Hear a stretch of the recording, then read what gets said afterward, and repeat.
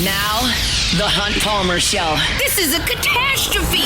You are now listening to The Hunt Palmer Show. Brought to you by Renaissance Homes and Pools on 104.5 ESPN Baton Rouge. That's what I wished for when I blew out my candle. Locking down the middle of the day. Live from downtown Baton Rouge. This is Hunt Palmer. The floor is yours. Hour 2, Wednesday edition of the Hunt Palmer Show. Half the work week in the rearview mirror, officially working towards the weekend. Appreciate you hanging out with us here on 104.5 ESPN Baton Rouge. My most updated SEC football power rankings coming your way in 30 minutes. We'll talk some Saints here in 15 minutes.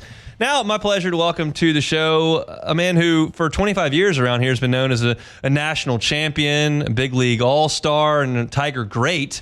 In a couple of years, he might just be known as Drake's dad. Brad Hawpe, LSU National Championship first baseman from back in 2000, whose son Drake committed to LSU over the weekend. Good enough to give us some time here on the Jim's Firearms Hotline. Brad, thanks so much for the time. How are you? I'm doing good. Thanks for having me on. It's our pleasure. So what are your emotions like as your son goes through his recruiting process and ultimately decides to go where dad played? My wife and I both went to LSU, and we're blessed that he made that decision. But we wanted it to be Drake's decision, right? We're very fortunate for his work ethic and everything that he's established as a baseball player and his passion for the game. And, you know, to be offered to play for LSU, who is obviously the powerhouse of college baseball, and he's been wearing purple and gold since he was born. But we wanted it to be his decision, and he thought long and hard on it and prayed about it.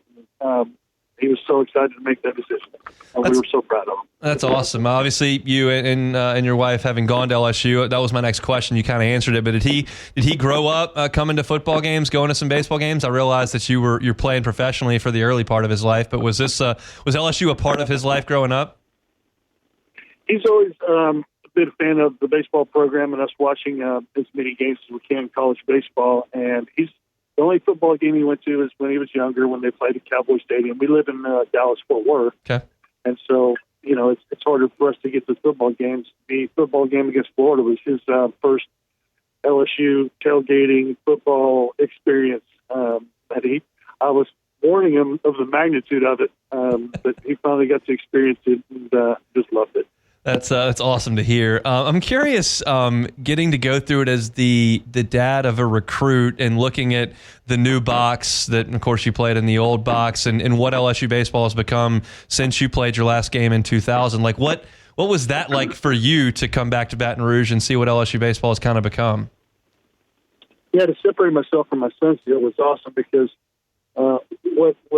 what we got to see, what he got to realize was even though the magnitude of it is bigger than whenever I played there, it's still the same family feel, having so many former teammates and friends reaching out personally and in group text of how they'll be there, and Drake can come stay with them anytime or have a dinner with them. They'd love to have him over.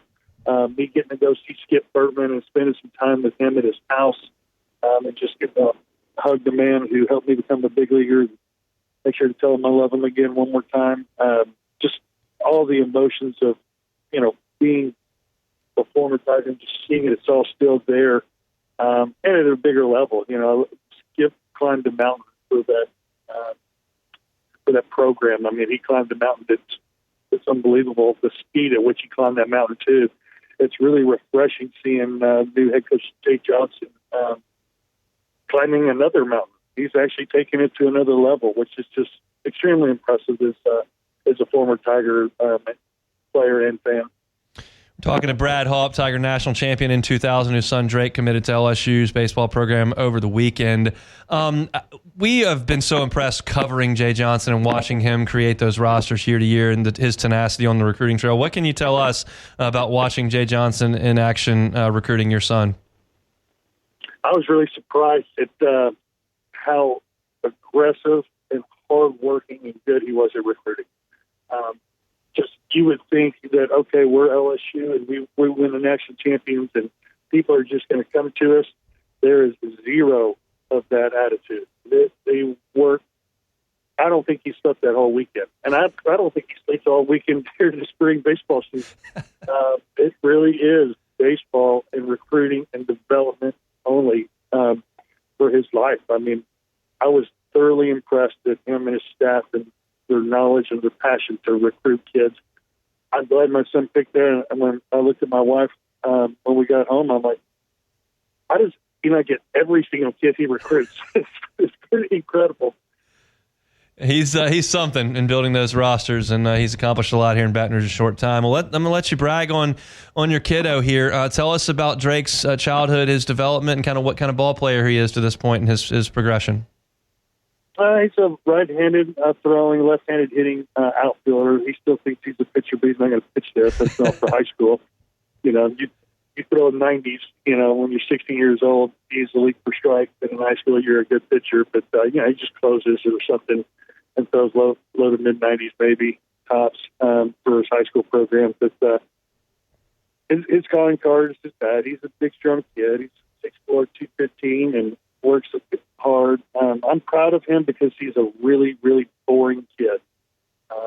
It is so boring. It's all baseball. It's all diet. It's all sleep. It's all weight room. It's all batting cage. I'm really fortunate for the relationship I have with my son because every night we have a big shop on our property, and it's air conditioning. We have a huge batting cage with the hit tracks, and all his friends want to come over every night. Basically, our place is the place to hang out, and it's either him with his buddies and me, or just me and him just sitting there turning on our favorite music, and just sitting and talking baseball and talking life, and then going back in and taking a shower and going to bed, and the next night doing it all over again. It's been very fortunate for that, and it's helped him, and it's given us time to have father-son talks sometimes, away from everything else. But we're going to hit baseballs too. But I'm just proud of his work ethic, and he's not done. He's 16 years old, but he's better than I was, so I'm proud of him. Well, if he's better than you were in purple and gold, LSU and Jay Johnson have really got some. I got to tell you this on a personal note, Brad. You really, really warmed my heart when you took Mark Pryor deep in Omaha, and then you really broke my heart. I'm sitting here watching the Cubs try to clinch a playoff spot right now as I'm talking to you when you hit that line drive back off Mark Pryor's arm just a few years later and knocked him onto the DL. So if you'd like to apologize for me for that, after I appreciate you hitting that home run in Omaha, you have the time to do that if you'd like. Well, I'll tell you this. I haven't spoken to Mark Pryor in a long time, but I'm pretty sure I'm not high on his list. You mean to say the sad part? I feel terrible breaking his arm. The worst part is Aramis Ramirez at third base made a diving play in foul territory to catch the ball. I didn't even get a hit out of it. So it was a lose-lose for both of us. I'd love to go back and him get out of the way and me have a base hit up the middle and it have no effect on him. No, but he's doing an awesome job. He's up there with the Dodgers with Dave Roberts, close friend of mine. He's just an incredible coach and manager and human being for the Dodgers, and he's just part of an incredible staff that they have up there. I did not even remember that Aramis caught that ball in foul territory and you didn't get a hit. I was too fixated on Pryor going out of the game. But I'm just kidding with you. Congratulations to you and your family and to Drake for his commitment. Thrilled down here in Baton Rouge that another Hawpe is on the way. And I'm sure we'll be seeing a lot of you over the next few years as Drake comes down here to play some ball. Absolutely. We'll be seeing you down there. I can't wait. My wife and I are excited. So thank you very much. Absolutely. Thanks for welcoming him down there when he gets there. With open arms, thanks. That's Brad Hawpe, former Tiger national champion, Major League Baseball All-Star, now going to be Drake's dad here in Baton Rouge as his son headed down to play for LSU baseball here in a couple of years. Drake just 16, a junior in high school, but will be here in a couple of seasons. And look, he's a big kid, 6'4", left-handed hitter, and you know what the profile was for his dad back 25 years ago here in Baton Rouge. So I talked about this on yesterday's show just briefly.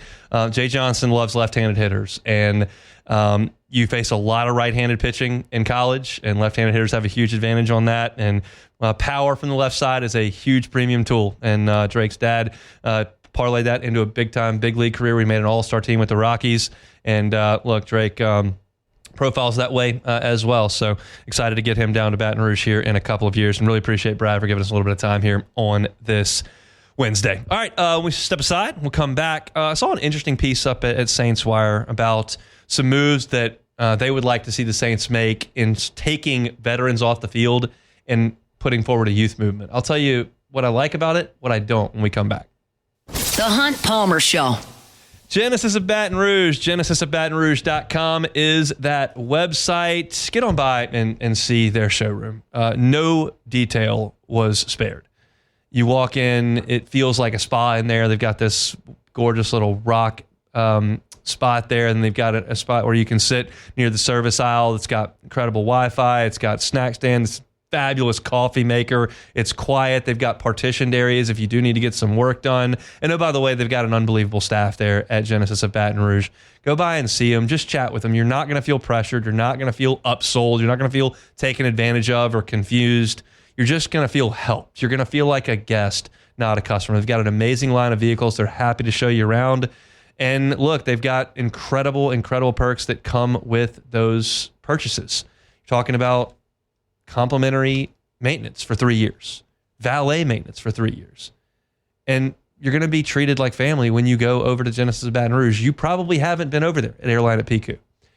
It's pretty new, and not everybody's in the market for a vehicle every 2 or 3 years. But if it's time for you to upgrade your vehicle, just put Genesis on your list and go see what I'm talking about. You will understand the difference at Genesis of Baton Rouge. They're online at genesisofbatonrouge.com, genesisofbatonrouge.com.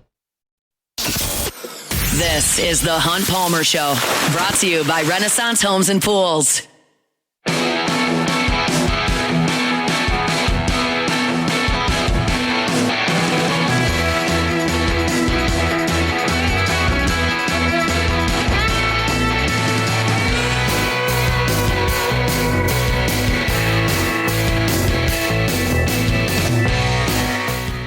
Wednesday's show is brought to you by Renaissance Homes and Pools.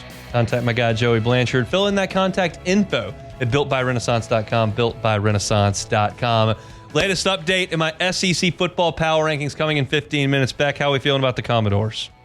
Feeling very good. And feeling very good. 31-7. 31-7 was the final. Hopefully they are where they deserve to be in the power rankings. We'll just have to see about all of that. I spent more time this week on power rankings. I felt like there was more meat on the bone in terms of that more teams have played a meaningful game, and I felt like I needed to give it some thought. And sometimes I do the power rankings and I think they suck.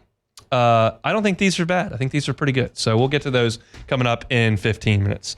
Let's talk some Saints. I saw an interesting little write-up from the folks over at Saints Wires, part of the USA Today network, about some players and positions that they'd like to see the veterans take a back seat to some of the young talent. And this, it makes some sense. We all understand where the Saints are, and you'd like to see young talent get to the field. And most importantly, you'd like to see young talent thrive and start to build the foundation of that next great Saints team. There is also a balance here where you can't tell a bunch of veterans to go sit down.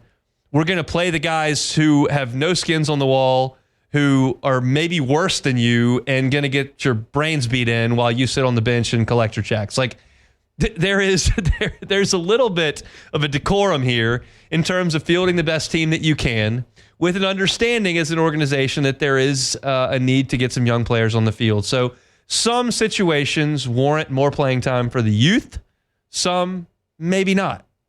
It starts at linebacker in this piece on Saints Wire. It says they need to sit Pete Werner at times and get Danny Stutzman, Jalen Ford, Isaiah Stallbird to the field. Pete Werner's in his 5th year. He started 58 games for the Saints. He's a pretty good player. But I would suggest he's a liability in coverage. When you get Pete Werner in space, he hasn't been great. And I do not subscribe to the thought of sit Pete Werner down and just get the young pups up there. I think that you can involve the young players here. Danny Stutzman has not played a defensive snap yet. I think that needs to change moving forward. If you want to wait 2 weeks and wait till all the Saints get home to do that, okay, playing a lesser team, I'm fine with that. I'm not in a rush here. They've played 2 games. But I think Danny Stutzman is a guy I'd like to see on the field. And I do believe that the Saints will get him to the field at some point. The first 2 weeks of the season is early. But I would like to see some of the younger players, namely Stutzman, but you can include Jalen Ford in that, get some time for Pete Werner. I think that absolutely makes sense. You don't tell Pete Werner to just put his helmet up and sit down. But I like some of the potential in the linebacking core there. The next position up on this discussion is right guard. And at this point, this is not a secret.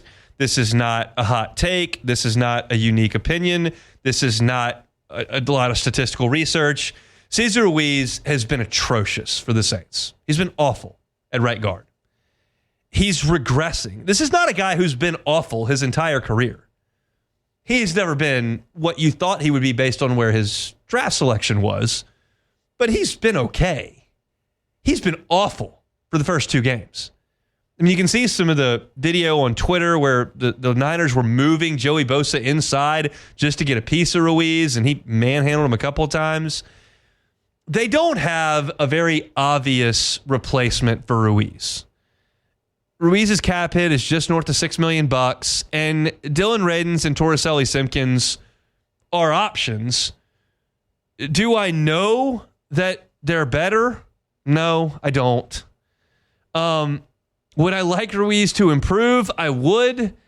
Is that likely? Probably not. Now, it's not like Dylan Radins is some spring chicken that they just drafted. He's been in the league a couple of years. He's played a little bit. I think if you move on from Ruiz at this point, then you're just giving up on him, which I'm probably not ready to do. You don't have to extend his contract or anything, but I don't know that you've got an obvious... I don't have as much hope for Radins or Torricelli Simpkins as I do for Danny Stutzman. Like, I'm not in that camp. And I'm also about creating the best environment possible for the quarterbacks. In this case, it's Spencer Rattler. So I'm not in a hurry to throw Torricelli Simpkins out there at right guard. It's probably not him. It's Radins once Penning comes back. And maybe that's better. And if you put that on tape or you rep that in practice and it looks better, then I'm for it. This to me is less a decision about the right guard spot in the future. It's more, how do we give Spencer Rattler the best chance to succeed, which in turn gives these Saints the best chance to succeed. I will listen to options outside of Cesar Ruiz. He's been the worst guard in the NFL to this point.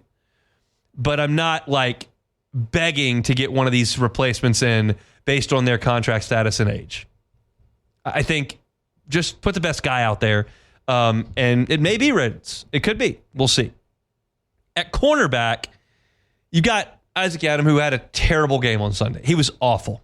He was trailing all game, just could not cover against Mac Jones in that passing attack. He was better in his first stint with the Saints. Like, he was better than he was on Sunday. So maybe that was just a bad game. But the replacement for Yadam could be Quincy Riley, who I do want to see. And there's always a possibility for rushing someone to the field. And I don't want to do that because the Saints, as I just mentioned, are not in a rush. They're not in a rush. But you got to find the time to give these young pups some playing time and understand they're going to take some lumps. Yadam's cheap. It's not like, he's a guy that you've got to a long-term deal that you've got to improve and get reps to. And you can play him some, but I'd like to see Quincy Riley play because Quincy Riley is a guy that you've invested an early round pick in, and this goes back to the conversation we've had 14, 30, 96 times. You need the draft picks to hit.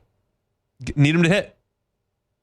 And Quincy Riley is a guy that you heard a lot of good things about in camp, heard some good things about in the preseason, and I'd like to see him out there on the field. So, yeah, I'm for that. You need Alontae Taylor. You need Kool-Aid McKinstry. You're taking a look at your safeties with Sanker, and we'll see what happens with Howden. But Riley's in that mix. And through 2 games, opponents have successfully targeted Yadam on 9 of 10 throws for an average of 10 yards per catch. So he's not giving you anything through 2 games. I'd like to see Quincy Riley get out there, see if he can make some plays. I'm about that. So I think you're getting a little bit of Kendre Miller. That's good. I think your tackles are out there playing. I think that's good. You're going to get a long look at Trevor Penning now that he's coming back to the lineup, and that's good. Brazil is playing a lot of snaps. That's good. There's some on this roster that's young that is getting to the field. And then you've got this group that's kind of waiting in the wings that I don't know if it's the third week of the season, fifth week of the season, ninth week of the season. But at some point, I think you're going to see these guys get to the field. And I'm not saying that because I think that's what they should do. I think you're seeing that the Saints have eyes on the future. When you trade for a player like they did on Saturday in Polk that's going to be out for the year, you have an eye on the future. You're not trading draft picks for a guy that can't play if you don't have an eye on the future. So I think that move in itself, coupled with they're not making big splashes in free agency, they're not kicking the can down the road with salary caps anymore, like they are embracing a reset, and part of that is getting young players to the field with the understanding that it might not work out. You might send a guy out there and he's overmatched. It happens. But you won't know until you send them out there. I'm all for getting Danny Stutzman out there. I'm okay with whatever guard you think is best. And Quincy Riley, absolutely. Get him to the football field. I want to see it, and I think there's upside. There is a way, and it's hard to say from here and now, there is a way that this team can go 3-14, and we can look up in mid-January and go, there's some stuff that looks pretty good here. That can happen. I'm leaving the door open for it. I don't think it's blind homerism.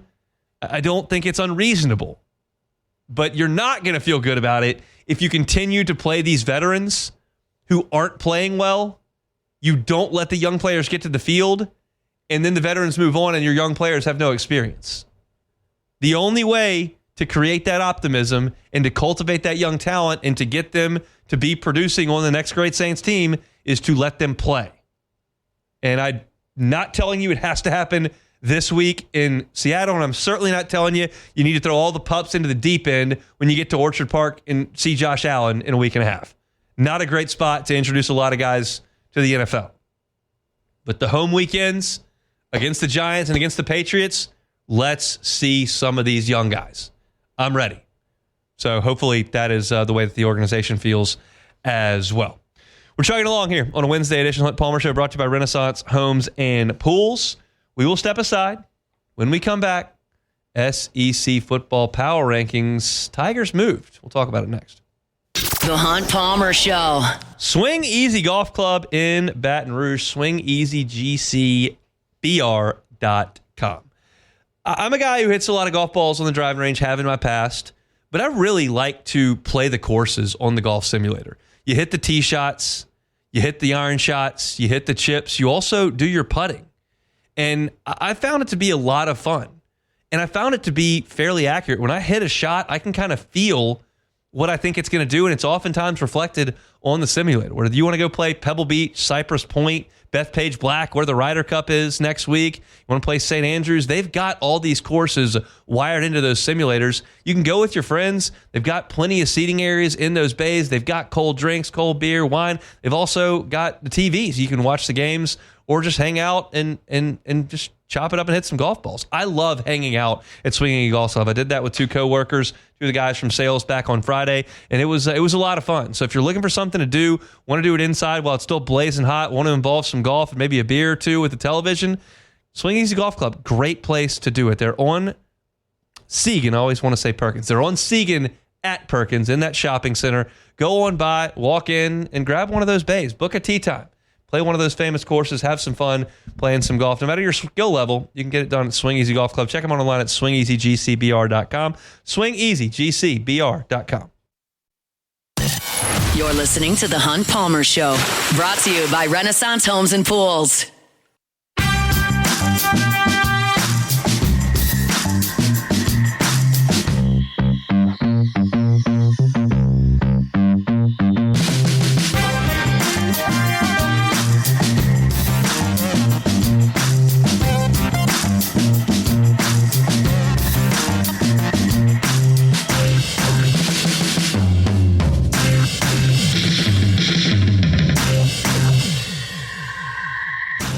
So I'm watching the Cubs right now. I've got the lead, bottom of the eighth inning. If they win, they clinch a playoff spot. And I just saw a shot, and I believe I know what I was looking at.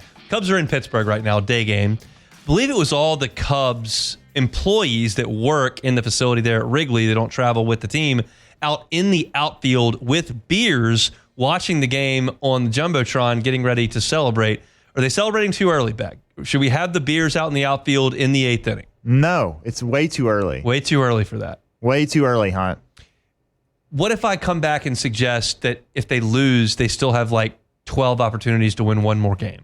That's fine, but still, don't put the cart before the horse here. I mean, let's just win the game, and then you can do it. I got to be honest. If I worked for the Cubs and my boss, whoever that was, said, hey, would you like to go out on the outfield at Wrigley and drink some beer and watch the game? I'd probably take him up on that. Well, yeah, of course you would. You'd be stupid not to. Just a thought. I didn't have to think real hard about that one. Yeah. But the Cubs looking good. It's 8-4 in the bottom of the 8th, so hopefully they can get it done. They beat up Skeens last night. Yeah, not a very good pitcher, Skeens guy. It was he looked terrible. His worst outing, his shortest outing of his career. The Cubs knocked him around a good bit there in the first inning. So I was asked whether we were at the LSU's up there at player availability, and the media guys that saw me watch were like, are you conflicted there? And I was like, no. Got the wrong colors on. It's like, I love the guy, national champion, great Tiger. I need him to lose tonight because I've got other obligations. So, all right, it's time. SEC football power rankings. Hunt's SEC Power Rankings.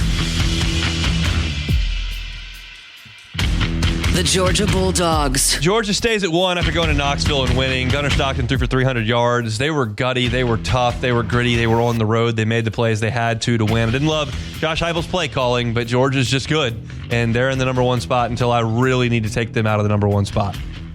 The Oklahoma Sooners. I moved OU up 2 spots. I know that they played Temple, and that doesn't mean very much at all. But they did beat Michigan the week before that. I just think that their defense is good.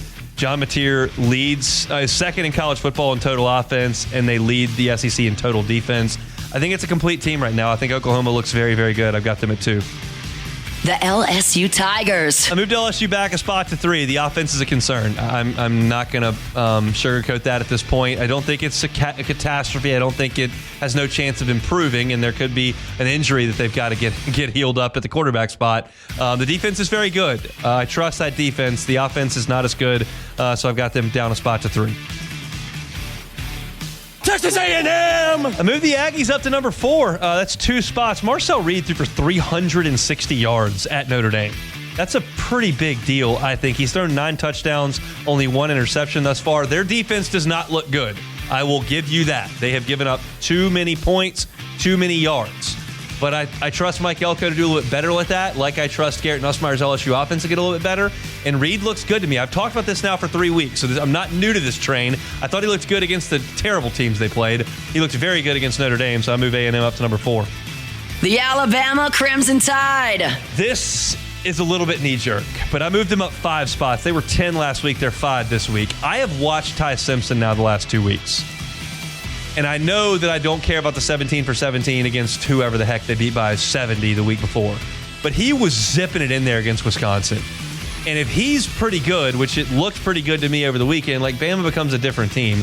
They may have just gotten punched in the mouth by a good Florida State team in the opening weekend, and we know that Alabama's not a juggernaut anymore. I don't think it's outrageous to put them 5th in the league, and that's where I've got it. The Tennessee Volunteers. I'm a believer in Aguilar right now. I mean, he threw for a lot of yards. Yeah, he turned it over, but he threw for a lot of yards against Georgia. When you can do that against a Kirby Smart defense, I'm impressed. And we know that Josh Heupel, when he's got a good quarterback, can get things rolling a little bit offensively. He just hasn't gotten rolling offensively against Georgia. They did that over the weekend. I like Tennessee. I hated them in July. I talked very openly about it, but I like them now. I've got Tennessee up to number 6. The Missouri Tigers. I backed Missouri up 2 spots, not because Bo Pribula is not playing great, not because they played poorly over the weekend, but because other teams passed them. Alabama passed them, Tennessee passed them, Texas A&M passed them. Missouri still looks pretty good to me, but I think there are other teams that I trust more. The Vanderbilt Commodores. Wow, Beck, the 8th spot. We've been here before. We've been at 8? There's no way we've been at 8. I am pretty certain that after they beat Alabama, they were number 8. They get up to number 8 here, moved up from 11 to 8. 31-7. Like, that's a butt-kicking defensively, but that's also 31 points on the road against what we thought was a pretty decent South Carolina defense. So, yeah, I'm impressed with what I've seen from Vanderbilt from that perspective. Move them up in the front half of the conference at 8. The Texas Longhorns. I moved him back 6 spots, and I don't think that's ridiculous. There's a chance Arch isn't any good. There's a chance he gets a lot better. there's a chance he's not any good. He's 55% completion. Against UTEP, he was 11 out of 25. He's thrown an interception in all 3 games. They got a lot of other good players, but if your quarterback's not good, you're not good. And I was giving Texas the benefit of the doubt. I've seen too much of Arch right now to give any more benefit of the doubt. They're moving down. They're in 9th. The Auburn Tigers. Back them up 2 spots as well. Got a real opportunity to go on the road to Norman and make a statement this weekend to kind of announce that Auburn's relevant again. They haven't been relevant in the Hugh Freeze era, just have not been relevant. They can change that this weekend if they go to Oklahoma and win. The Ole Miss Rebels. Ole Miss in at 11. They gave up 23 points to Kentucky, gave up 35 to Arkansas. That's bad defense because I don't think those 2 teams are great. Arkansas's offense, it has weapons. I'll give them that. Petrino was top 10 in the country in total offense last year, and Taylor Green's number 1 in the country in total offense this year. But still, you shouldn't give up 35 points to them on your home field. So that moves Ole Miss down, even though both of their quarterbacks have got a little bit of talent. They went to the backup, still scored a ton on Arkansas. The South Carolina Gamecocks. Moved the Gamecocks back 5 spots from 7 to 12. They got the 2nd lowest points per game in the SEC. That's to LSU, who's lowest. And they gave up 31 points to Vanderbilt. That's both sides of the ball that are impacted there. With Lenora Sellers out, they're going to lose again this weekend, I think. So that's trouble for Shane Beamer and the Gamecocks. The Arkansas Razorbacks. Moved the Hogs up 1 spot. Taylor Green, as I mentioned, leads college football in total offense by 23 yards per game. He's over John Mateer, who's 2nd. Their defense is awful, though, and that's just hard for me to get past. There are units that are not playing very well, and there are units that are awful. I think Arkansas's defense is awful, so they're down at 13. The Florida Gators. Moved Florida back 1 spot. I do think Florida's defense is good. Their offense is awful right now. Now, Lagway's talented. I mean, you see that fade route he threw against LSU. He can make some throws, but he's also made 5 interceptions worth of mistakes on Saturday. So they're not good. They're not good. They're 14th. The Mississippi State Bulldogs. The Dogs stay at 15. Good win against Arizona State 2 weeks ago, and got to celebrate that with an FCS win over the weekend. We'll see what the future holds. I don't think it's going to be very bright, but they've won a couple games in a row. Good for State. The Kentucky Wildcats. And I think Kentucky's the worst team in the Southeastern Conference. I've got them down at number 16 at this point. Mark Stoops and company, I don't believe, will win a league game, but we'll see. That's it for your SEC football power rankings. Georgia 1, Oklahoma up to 2, LSU drops to 3, Texas A&M moves into the 4 spot. Big jump for Alabama there at 5. Tennessee jumps up to number 6 even after a loss. Missouri back to number 7. Vanderbilt up 3 spots to number 8. Texas with an Arch Manning-sized fall to number 9. Texas there. Auburn at 10. Ole Miss at 11. South Carolina at 12. Those are LSU's next 2 SEC opponents. Arkansas is 13th. They move up 1 spot. Florida moves back 1 spot to number 14. Mississippi State at 15. And Kentucky where they were at 16. How do we do? I think it's pretty good. I have a few problems. I think the Alabama jump is a bit excessive to this point. I want to see eyeball test for me. Okay, yeah. So I think the discrepancy between the way I would power rank teams based as opposed to you is that I would rather base it more off of the results. The standings. Yeah. Well, you can go to the standings and catch that. Not the standings. I mean the results and the teams that they played and beat. So that is that as opposed to the eyeball test, as you say. Yep. I think that is a more easier way to do a power ranking as opposed to having to use your judgment in terms of eyeball test. So that's why I would still have Missouri and Tennessee above Alabama. I think Tennessee even could compete with A&M at the 4 spot. I know they lost to Georgia. They should have won that game, as we talked about on Monday. I'm scared of Marcel Reed. Okay, I get that, but I didn't think he was going to go there and throw for 360 yards. That's true. He can run. He did only complete 50% of his passes. Now, a lot of them for like 70 or 80 yards. Casey Concepcion, Craver at wide receiver. Those guys are running all over the place. They're out of control. I don't need a good defensive head coach to field a really good offense, and he might have. Yeah, and then Texas, I still think, honestly, to this point, I don't see why Texas should be higher than Auburn or Ole Miss. I mean, Texas doesn't have a single. Yeah, but they did go win. to the shoe and play straight up with them. And they did, but their offense looks really bad. I mean, obviously, everyone's talking about Arch, but just in general, their offense just does not look good. Obviously, Arch is the main component of that, but I still I don't know. And honestly, I could probably put Arkansas over South Carolina maybe, because I think Arkansas is more Here's explosive. a question for you. What is LSU's most difficult remaining game?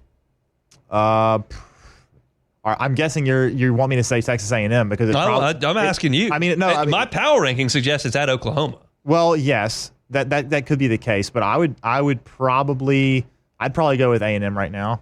A&M at home as opposed to Oklahoma or Bama on the road.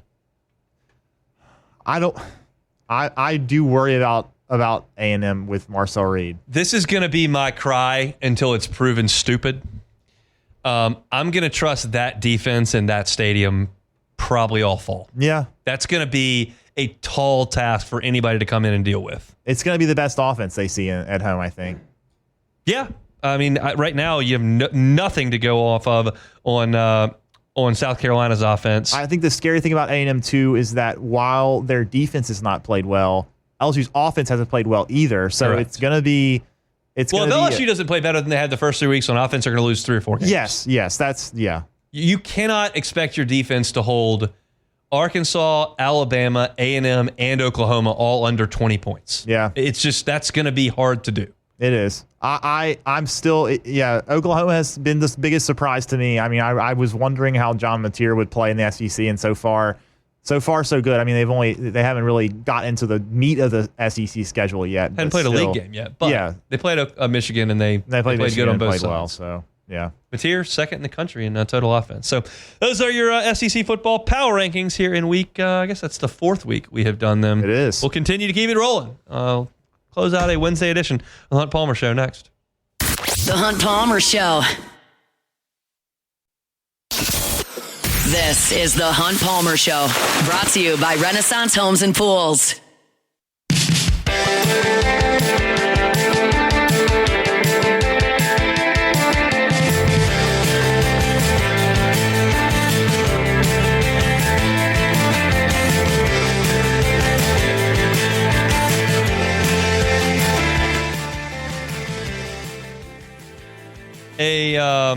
Just saw a clip.